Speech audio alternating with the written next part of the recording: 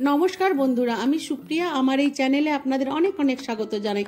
আশা করি সবাই সুস্থ আছেন, ভালো আছেন। দূর দূরান্ত যেখান থেকেই আমার এই রান্নাটি দেখছেন না কেন, যদি নতুন বন্ধু থাকেন তারা আমার চ্যানেলটিকে সাবস্ক্রাইব করে দেবেন। যারা পুরনো বন্ধু আছেন তাদের অসংখ্য ধন্যবাদ।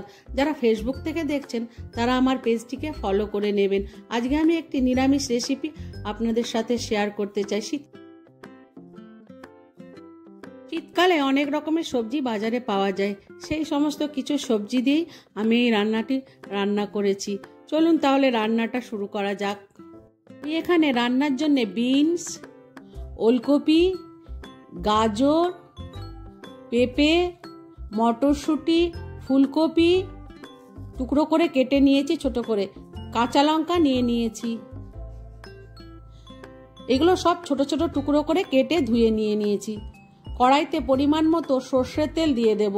এখানে একটু বেশি পরিমাণে তেলটা দেব।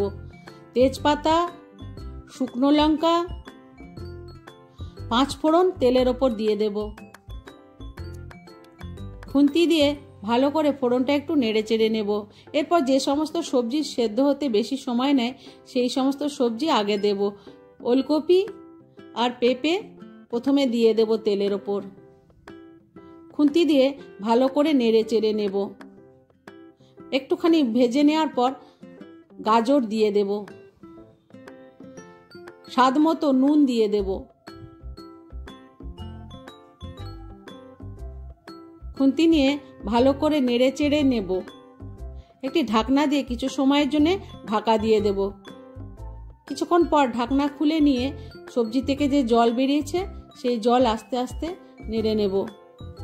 বিনস দিয়ে দেব। খুন্তি দিয়ে ভালো করে নেড়ে চেড়ে নেব। এরপর ফুলকপির টুকরোগুলো দিয়ে দেব। মটরশুঁটি দেব। সবজিগুলোকে ভালো করে ভেজে নেব। এই সবজিটি আমাদের বাড়িতে ও মামার ঘ্যাট নামে পরিচিত। কাঁচা লঙ্কা চেরা দিয়ে দেব। 1 চামচ হলুদ দেব। ভালো করে সবজিটা ভেজে নেব।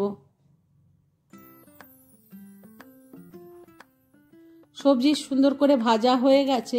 এরপর পরিমাণ মতো জল দিয়ে দেব। জল দেওয়ার পর খুন্তি দিয়ে নেড়ে চেড়ে নিয়ে একটি ঢাকনা দিয়ে ঢাকা দিয়ে দেব।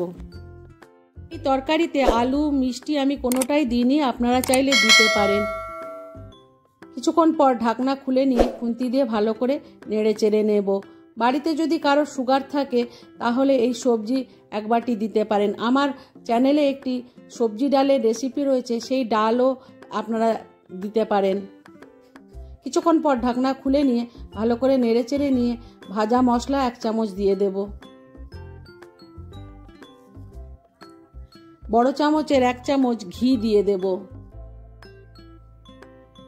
খুন্তি দিয়ে ভালো করে নেড়ে চেড়ে একটু ফুটিয়ে নিলেই তৈরি হয়ে যাবে নিরামিষ সবজি। আমার রান্নাটি ধৈর্য ধরে দেখার জন্য আপনাদের অসংখ্য ধন্যবাদ। আজকে রাখি, দেখা হবে অন্য কোনো রেসিপি নিয়ে।